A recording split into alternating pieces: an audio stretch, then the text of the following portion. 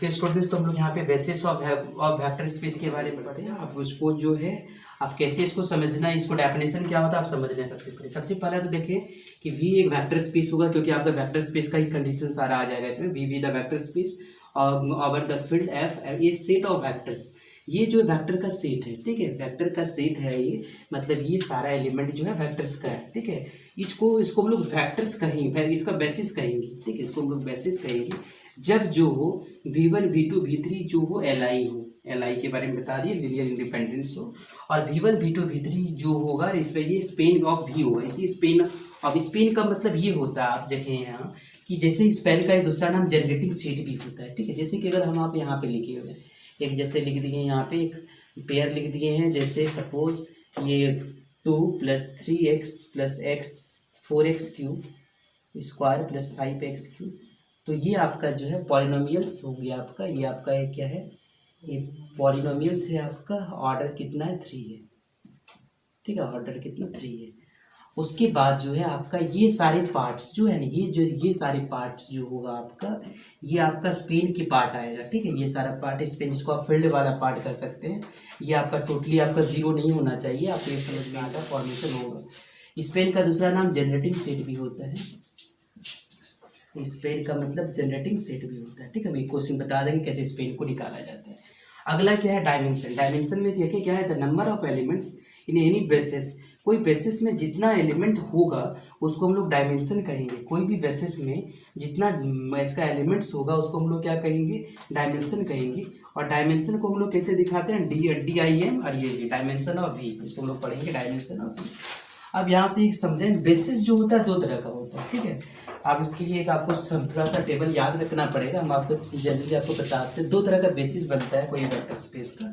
एक तो होता है स्टैंडर्ड बेसिस जो होगा, वो 2 तरह का फॉर्मेशन होगा। पहला तो स्टैंडर्ड होगा, ठीक है, और एक होता है जनरल होता है, ठीक है। हम एक टेबल बता के आपको बता देंगे स्टैंडर्ड बेसिस क्या होगा और ये क्या होता है जनरल बेसिस क्या होगा। अगर आपके पास अगर ये आपका r² हो, ठीक है, मतलब r² मतलब हो गया आपका 2 डायमेंशनल वाला पार्ट है, तो आपका यहाँ पे E1 जो होगा क्या होगा 1 0, और ये क्या होगा E2 क्या होगा, ये आपका स्टैंडर्ड बेसिस है, ठीक है। अगर आपके यहाँ r/r³ हो, यहाँ से जो स्टैंडर्ड बेसिस होगा क्या होगा 1 0 0 होगा। फिर क्या होगा E2 = क्या होगा 0 1 0 होगा, ठीक है, 0 1 0 होगा। फिर E3 = क्या होगा 0 0 1 होगा, ये आ जाएगा। अगर आपके पास R4 हो तो यहाँ से स्टैंडर्ड बेसिस क्या होगा, E1 = क्या होगा 1 0 0 0, ठीक है। फिर E2 = क्या होगा 0 1 0 0। फिर E3 = क्या होगा 0 0 1 0, और E4 = क्या होगा, ये आपका डिपेंड करेगा कि आपका वो कैसा चीज़ है। ये स्टैंडर्ड बेसिस होता है। अब जनरल बेसिस भी होता है सारे का, हम आपको बताते हैं एक टेबल के थ्रू से कि जब R/R हो, ठीक है, जब R/R हो कैसे निकालेंगे हम लोग, C/R हो, C/C हो, या C⁴n/R हो, तो इस तरह करके कैसे हम लोग बेसिस को निकालेंगे 1 बाय 1 करके आपको डिस्कस कर देते हैं, ताकि आपको जो है याद रखने में आपको याद रखने में आती। सबसे पहले हम लोग क्या करेंगे, टेबल सीखे बता रहे हैं आपको, ताकि आपको जो है बनाने में यहाँ पे न्यूमेरिकल आपको आसानी हो। सबसे पहले तो यहाँ पे देखें हम रियल नंबर सिस्टम का टेबल नंबर 1 स्टार्ट किया। ये जो है आपका 1 डायमेंशन का है, n डायमेंशन का नहीं है, क्योंकि C⁴C है, मतलब ये आपका 1 डायमेंशन का है। एक n डायमेंशन का भी आपको बता देते हैं। आपके क्वेश्चन में ये सारा चीज़ आपका इंक्लूड रहता है, ठीक है। अगर ये आपको पता हो वेक्टर स्पेस ये है, क्यों वेक्टर स्पेस है, क्योंकि ये कम्प्लेक्स नंबर और कम्प्लेक्स नंबर, मतलब फील्ड भी कम्प्लेक्स नंबर है और सेट भी क्या है कम्प्लेक्स नंबर। ये भी आपका वेक्टर स्पेस आपको बताए थे हम कि फील्ड जो होगा हमेशा जो है सेट से, मतलब सेट के डोमेन में आना चाहिए। आप देखें सेट यहाँ पे कम्प्लेक्स नंबर है, यहाँ पे फील्ड क्या है रियल नंबर, डोमेन में आ जाएगा। सेट कम्प्लेक्स नंबर है, ये आपका इरेशनल नंबर है, ये आपका इरेशनल है, ठीक है, ये आपका इरेशनल है, तो यहाँ पे उसके सेट में आ जाएगा। ये रियल है, रियल अंडर रियल, ये भी आपका आ जाएगा। ये तो ये भी मतलब यहाँ पे सारा वेक्टर स्पेस फॉर्मेशन करेगा। अब इसके अलावा जो है नंबर सिस्टम में वेक्टर स्पेस का फॉर्मेशन नहीं हो, ये चीज़ समझना है। अब यहाँ से हम आपको बता दें स्टैंडर्ड बेसिस, जिसको हम लोग E1 E2 से रिप्रेजेंट करते थे, ठीक है, E1 E2 E3, ठीक है, और एक जनरल बेसिस, उसके बाद डायमेंशन। अगर आपका इस तरह हो तो आपको समझना है उसको स्टैंडर्ड बेसिस हमेशा इसका 1 होता है। अगर इसमें कोई भी चीज़ अगर आपके पास दिया हुआ तो इसका हमेशा स्टैंडर्ड बेसिस 1 होगा। अगर रियल नंबर के सेंस में दिया क्या होगा 1 और आयोटा होगा, 2 इसका स्टैंडर्ड बेसिस होगा। और अगर ओवर रैशनल इरेशनल नंबर हो, सॉरी रैशनल नंबर हो, तो यहाँ पे क्या होगा, वो उसका कुछ नहीं होगा। ये तीनों का देखेंगे आप, इसका जिसका इन्फिनिटी होता है डायमेंशन, जिसका डायमेंशन एग्जिस्ट नहीं होता है उसका बेसिस भी एग्जिस्ट नहीं होगा, और उसका जिसका डायमेंशन इन्फिनिटी होगा ना, उसका जनरल बेसिस भी नहीं होगा, स्टैंडर्ड बेसिस भी एग्जिस्ट नहीं होगा। ठीक है, इस चीज़ को याद रखना है। अब यहाँ पे देखें आर ओवर आर हो तो उसका भी वन ही होगा, आर ओवर क्यू इसका नहीं होगा, क्यू ओवर क्यू कितना वन होगा। अब इसका स्टैंडर्ड बेसिस जनरल बेसिस कैसे होगा, जनरल बेसिस हमेशा किसका होगा, A plus I iota B के फॉर्म में होगा। मतलब ए प्लस आयोटा बी, मतलब अगर आपके पास कुछ दिया हुआ है तो इसका जो बेसिस होगा वो क्या होगा, जैसे 3+2 आयोटा होगा, ठीक है, 4+5 आयोटा। इस सेंस पे आपका जब फील्ड आपका कैसा हो, वेक्टर स्पेस कैसा हो, सी ओवर सी हो। अगर सी ओवर आर हो तो आपका यहाँ पे दो सेट होगा, पहला होगा A plus iota B, C plus iota, दो सेट होगा, आपको दिमाग में रखना। इसमें एक ही कम्प्लेक्स नंबर होगा, इसमें कम्प्लेक्स नंबर का दो सेट होगा। जैसे आपका यहाँ पे लिखेंगे 4+2 आयोटा, 3+5 आयोटा, इस तरह करके उसका जनरल बेसिस आ जाएगा आपका। ठीक है, उसका जनरल बेसिस इस टाइप का होगा।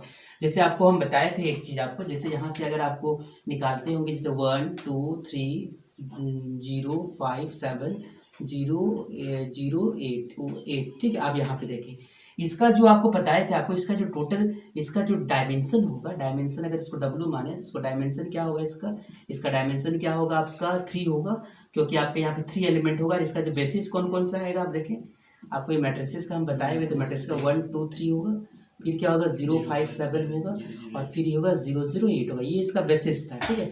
और डायमेंशन कितना था, डायमेंशन का मतलब होता है कि number of elements in basis, तो number of element in basis कितना है बताइए, 3 है, तो इसका क्या होगा 3 होगा। अब यहाँ पे इस मैट्रिसेस के फॉर्म में था, अब अगर इस फॉर्म में हो, मतलब अगर कॉम्प्लेक्स नंबर के सेंस पे हो, तो ये जो पार्ट आएगा, कौन सा पार्ट, ये जो बेसिस आएगा, जो ये जनरल बेसिस है, ये आपका स्टैंडर्ड बेसिस नहीं, ये क्या है जनरल बेसिस। जनरल बेसिस हमेशा इस फॉर्म में आएगा उसका, मतलब जैसे आप यहाँ पे लिखें क्या 1 2 3, तो यहाँ पे 1 2 3 जैसा नहीं आएगा, यहाँ पे आएगा 4+3 आयोटा, 2+5 आयोटा, इस सेंस पे आपका आएगा यहाँ पे। और उसका हमेशा डायमेंशन कितना होगा, 2 होगा। क्यों डायमेंशन 2 होगा, मतलब क्यों डायमेंशन 2, मतलब इसका मतलब आपको हम बताए थे, number of elements in basis is known as dimension. तो आपका यहाँ पे देखें 1 2 एलिमेंट है इसलिए इसका 2 हो गया, इसका 1 एलिमेंट इसलिए आप 1 हो गया, यहाँ पे 1 है इसलिए इसका 1 हो गया, इसका नहीं है तो इसका इन्फिनिटी हो गया। इसका देखिए आप APYQ एक ही आएगा तो इसका 1 है आपका। तो आपको इस चीज़ करके याद रखना है कि बेसिस का मतलब, डायमेंशन का मतलब होता है कि उस बेसिस को बनाने में जितना नंबर्स आ रहा है उसको हम लोग कहेंगे, हम लोग क्या करें, यार ये क्या था आपका मैट्रिसेस का था, मैट्रिसेस का भी एग्जांपल दे रहे हैं आपको। ये तो आपका था एक रियल नंबर सिस्टम, जिसका मतलब रियल नंबर सिस्टम का मतलब हो गया एक नंबर सिस्टम होगा जिसमें आपका प्लस और माइनस वाला पार्ट होगा, ये चीज़ था। अब अगर इसको हम लोग nth सिस्टम में पढ़ें, टेबल नंबर 2 हम कर रहे हैं, टेबल नंबर 2 इसी में आ जाएगा आपका, उसमें हम लोग n सिस्टम में पढ़ेंगे। मतलब हो सकता है कि ये आपका जो है, जैसे अगर ऐसा दिया हो कहीं, ठीक है, जैसे ये तो आपका जैसे C3 दिया हुआ, C3/C। अब यहाँ पे कैसे निकालेंगे, ठीक है, C4/C, ये तो आपका था C, ये इस तरह करके आपको बताते हैं, मतलब पावर 1 होना चाहिए सब में। अब आपको 2 भी हो सकता है, 3 भी हो सकता है, 4 भी हो सकता है। उस केस में आप कैसे बनाएंगे, उसका डायमेंशन क्या होगा। जैसे अगर आपसे दे दिया जाए, यहाँ बताइए इसका C² C की जो CQ/C का बताइए इसका डायमेंशन, और इसका बेसिस क्या होगा। तो आप यहाँ पे इसको जनरल जैसे आप इसको, हम इसको चेंज कर रहे हैं, आपके यहाँ पे टेबल नंबर 2 है ये आपको यहाँ n लिख देते हैं सारे में, ठीक है। यहाँ पे ये आपका नेक्स्ट टेबल बन गया।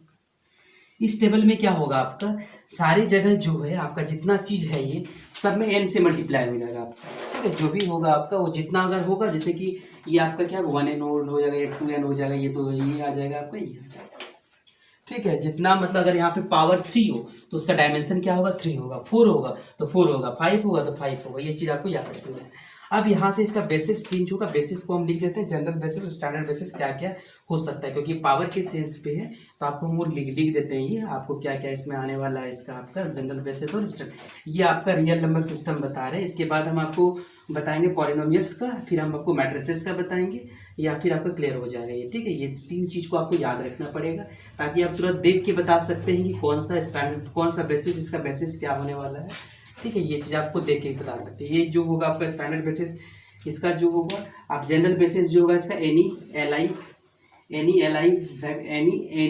LI वेक्टर्स, मतलब LI वेक्टर्स जो बनाता है उसका कोई भी जो n वाले n पार्ट को हम लोग क्या कहेंगे, वेक्टर्स होगा। एनी इसका 2n होगा, ये 2n है ना, एनी 2n LI वेक्टर्स।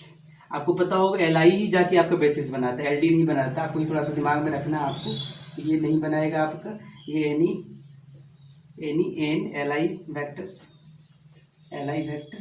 और यहाँ पे इसका नहीं बनाएगा, ये क्या होगा, वही हो जाएगा any N L I vectors. आपको वेक्टर्स में जो आपको ये दिमाग में रखना है, बेसिस डायमेंशन जो बनेगा वो हमेशा बनेगा आपका एल आई से बनेगा, ठीक है। यहाँ पे जो होगा किस फॉर्म में होगा, देखें यहाँ 1 0 0 ये आएगा पहला आपका, दूसरा क्या आ जाएगा इसका 0 1 0, ठीक है। तीसरा क्या आ जाएगा इसका 0 0 1 0 0 1 ये आ जाएगा, सो ऑन, इसी तरह करके आप आगे बढ़ सकते हैं, आप इसी तरह करके आपका आएगा ये।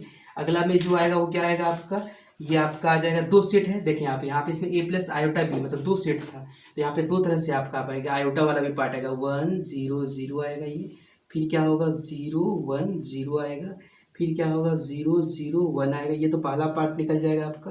फिर आयोटा से आएगा आयोटा 0 0, फिर आएगा क्या 0 आयोटा 0, फिर होगा 0 0 आयोटा, इस तरह करके सोवन करके बढ़ते चलेगा। इसका तो नहीं होगा, इसमें जो होगा आपका क्या होगा, ये सेम चीज़ आ जाएगा, इसमें यही वाला पार्ट होगा 1 0 0।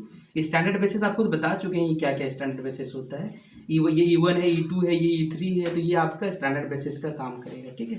अब इसका अगर हम लोग निकालें, ये इसका तो नहीं होगा, अगर इसका निकालेंगे तो ये सेम चीज़ आ जाएगा। आपको स्टैंडर्ड बेसिस आपको इससे भी एक चीज़ के लिए याद रखना है, ये वाला CN ओवर R, ठीक है, ये इस चीज़ के लिए आपको याद रखना है, इस चीज़ को 0 1 0, और फिर क्या होगा 0 0 1। आप यहाँ पे एक चीज़ समझे, यहाँ अगर आपसे हम क्वेश्चन पूछा जाए कि हाँ बताइए इसका C/4 ये आपका दिया हुआ है, इसका अगर मान लेते हैं ये दिया हुआ है क्या, Q दिया हुआ, ठीक है, Q दिया हुआ है, आपसे पूछा जाए तो बताइए इसका बेसिस क्या होने वाला है, तो आप स्टैंडर्ड बेसिस क्या होगा, देखें आप 4 वाला पार्ट, मतलब यहाँ पे स्टैंडर्ड बेसिस का क्या होगा, देखें E1 इक्वल्स टू क्या होगा 1 0 0, ठीक है, E2 इक्वल्स टू क्या होगा 0 1 0 0, ठीक है, ये स्टैंडर्ड बेसिस का हम बता रहे हैं, ये आपका 0 0 1 0, और ये आपका E4 जो होगा क्या होगा 0 0 0 1, ये आपका स्टैंडर्ड बेसिस हो गया।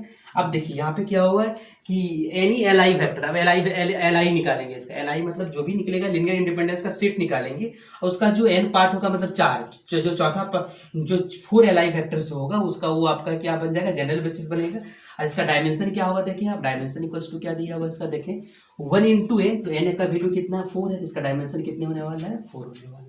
तो आप इस तरह करके डायमेंशन निकाल सकते हैं। इसका जो बेसिस होगा, बेसिस में भी 4 एलिमेंट्स आएगा। अब कौन कौन सा 4 एलिमेंट आएगा, जो एल आई बनाएगा, जो मान लेते हैं एल आई बनाने के लिए, मतलब सपोज दैट कि आप देखें यहाँ पे जैसे ये आपका दिया हुआ है स्टैंडर्ड बेसिस में, जैसे कि मान लेते हैं हम एक पॉलिनोमियल का एग्जांपल देते हैं, जैसे 4x प्लस 2x प्लस क्या है 3x क्यूब प्लस क्या है ये 4x पे पावर 4। अब देखो यहाँ एल आई वेक्टर्स बनाने वाले कौन कौन है 4 2 3 और ये 4। अगर ये एल आई है, अगर ये एल आई पॉलिनोमियल है, तो यहाँ पे जो इसका जनरल बेसिस क्या आ जाएगा, ये आ जाएगा इसका जनरल बेसिस, ठीक है। ये अगर एल आई है, एल डी है तो वो बेसिस बनेगा ही नहीं उसका, ठीक है। आपको एल आई पे डिस्कस करना है, अगर एल आई अगर होगा, ये एल आई का कंडीशन हम बता चुके एल आई का। तो यहाँ पे देखिए आप टेबल नंबर 2 हम पॉलिनोमियल्स का बता रहे हैं, पॉलिनोमियल्स में क्या क्या आपका चीज़ है। सबसे पहले तो हम nth पॉलिनोमियल्स का बता रहे हैं। पॉलिनोमियल्स में आपको पता होगा कि जो पॉलिनोमियल्स होता है वो कैसा होता है, a0 x to the power n plus a1 x to the power n minus 1 a2 x to the power n minus 2। ये तो हम आपका nth पावर का बता दिए, ठीक है। n का वैल्यू हो सकता है आपका डिग्री 1 हो, डिग्री 2 हो, डिग्री 3 हो, डिग्री 4 कुछ भी हो सकता है। आप यहाँ पे समझे जब पॉलिनोमियल क्या हो, अंडर पॉलिनोमियल जो हो कम्प्लेक्स नंबर पे बेसिस हो, मतलब पॉलिनोमियल का जो मतलब जो भी टर्म्स आएगा वो क्या होगा कम्प्लेक्स नंबर का टर्म आएगा। जैसे कि देखिए यहाँ पे इसका हम एग्जांपल देते हैं, ये हम पहला का एग्जांपल देते हैं। अगर ऐसा हो जैसे पॉलिनोमियल सब लिख देते हैं, अगर यहाँ पे 2 ले लेते हैं तो यहाँ पे इसका ये लिख देते हैं हम यहाँ पे जैसे 2 + 3 आयोटा, ठीक है, x² प्लस क्या होगा 4 + 5 आयोटा इंटू क्या x प्लस क्या है 7। आप यहाँ पे समझे ये जो पॉलिनोमियल्स है ये कैसा पॉलिनोमियल्स है, ये पॉलिनोमियल्स ओवर क्या है कम्प्लेक्स, ये complex number over complex number है, ठीक है। तो मतलब ये वाला पॉलिनोमियल्स, ठीक है, क्योंकि यहाँ पे देखिए ये भी कम्प्लेक्स नंबर है और ये सारा सब कम्प्लेक्स आया हुआ है जिसको हम लोग दोनों में डिफाइन किए हुए। अब यहाँ पे क्या इसका जो स्टैंडर्ड बेसिस क्या होगा, इसका 1 होगा, x होगा और x² होगा। इसका जो स्टैंडर्ड बेसिस क्या होगा आने वाला है 1x x², इसका मतलब स्टैंडर्ड बेसिस होगा। और अगर ये वाला पार्ट, ये तीनों पार्ट अगर ये एल आई में आ जाए, मतलब अगर लीनियर इंडिपेंडेंस का फॉर्मेशन करता हो, तो इसका जो आपका जो जनरल बेसिस होगा वो क्या होगा 2 + 3 आयोटा, कोमा क्या होगा 4 + 5 आयोटा, और कोमा क्या होगा 7 + 0 आयोटा। ये उसका क्या हो जाएगा, इसका जनरल बेसिस होगा, ठीक है। और ये आपका आ गया। उसके बाद इसका डायमेंशन क्या होगा, n+1, मतलब जितना n होगा, n का मतलब यहाँ पे कितना है 2, यहाँ n कितना है 2, तो एक ऐड करेंगे क्योंकि पॉलिनोमियल में आपको पता होगा कांस्टेंट टर्म भी आता है। अगर आपकी पॉलिनोमियल 4 डिग्री का है इसका मतलब उससे 5 टर्म आएगा, अगर पॉलिनोमियल 3 का है तो आपको 4 टर्म आएगा, इसलिए यहाँ पे n+1 लिख दिए हम, ठीक है। यहाँ पे अगर देखिए यहाँ पे कितना, अगर पॉलिनोमियल 2 डिग्री का था लेकिन इसमें कितना टर्म्स आया, 1 2 3, तो इसलिए इसका डायमेंशन कितना हो गया, 3 हो गया। अगला देखिए आप, अगर ये जो हो ये ओवर आर मतलब फील्ड क्या हो इसका रियल नंबर और वो क्या हो कम्प्लेक्स नंबर, ठीक है। तो वहां से आपका ये क्या होगा, ये बेसिस होगा उसका 1x² iota x square any 2n+1, मतलब ये एनी 2n+n+1 li फैक्टर्स होगा, मतलब यहाँ पे li फैक्टर n का वैल्यू आपका जो भी होगा 2 3 4 जो भी हो, और ये आपका ये निकलेगा। फिर सर क्या ये आपका फॉर्मूला है, आपको इस चीज को समझना है कि इसका जो है फॉर्मूला होगा, आप इतना li वेक्टर्स का एग्जिस्ट होगा। नेक्स्ट में आपका अगर ये हो p ओवर मतलब क्या होगा c ओवर q, मतलब रैशनल नंबर हो, अगर complex number over rational number हो तो उसका क्या होगा, ये एग्जिस्ट नहीं करेगा, स्टैंडर्ड और जनरल नहीं एग्जिस्ट करेगा, उसका डायमेंशन भी इन्फिनिटी होता है। उसी तरह अगर आपका जो वेक्टर स्पेस हो r ओवर q हो तो यहाँ पे क्या होगा, इसका भी एग्जिस्ट नहीं करेगा। अगर आपका पॉलिनोमियल r ओवर r हो तो ये आपका एग्जिस्ट करेगा, 1x² होगा यानी n+1 फैक्टर्स होगा। उसी तरह अगर आपका यहाँ पे r ओवर q हो तो यहाँ पे इसका ये सारा आपका एग्जिस्ट होगा यानी n+1 li फैक्टर्स होगा। अब यहाँ पे देखें आप, यहाँ पे आप आपको 1 डिग्री का लिए हैं, यहाँ पे डिग्री कितना 1, मतलब सारे का पावर कितना है 1 है। अब यहाँ पे क्या क्या होगा, स्टैंडर्ड बेसिस, जनरल बेसिस का 1 का नहीं एग्जिस्ट होता है। अब स्टैंडर्ड बेसिस क्या क्या होगा, पहला का होगा 1x², फिर क्या होगा 1x², फिर आयोटा x², तो सेम इसी तरह करके आपका एग्जिस्ट होगा। ये वाला टर्म सी एग्जिस्ट होगा आपका जो आपका दिया हुआ है, ठीक है। यहाँ पे जो आपका जो दिया हुआ वही टर्म एग्जिस्ट होगा। इसका जो डायमेंशन होगा, अब ये तो आपको हम इसका जो हम डायमेंशन लिख देते हैं यहाँ पे, ये हम इसकी जगह इसका डायमेंशन लिख देते हैं। इसका डायमेंशन क्या एग्जिस्ट होगा इस चीज़ का, तो उसको हम लिख देते हैं आपको, ये डायमेंशन कितना एग्जिस्ट होगा। तो इसको आपको देखना और बनाना समझना है, इसको क्या क्या चीज़ इसमें आता है। जैसे इसका सारा का डायमेंशन इसका क्या होता है, इन्फिनिटी होता है। सारा डायमेंशन क्या होगा इसका, इन्फिनिटी होगा। इसका याद रखना, इसका डायमेंशन क्या होता है, जब भी आपका 1 डिग्री वाले पार्ट हो तो आपका इसका सारा डायमेंशन क्या होगा, इन्फिनिटी होगा। ये चीज़ आप ध्यान देंगे। ये आपका पॉलिनोमियल्स का बता दिया। आप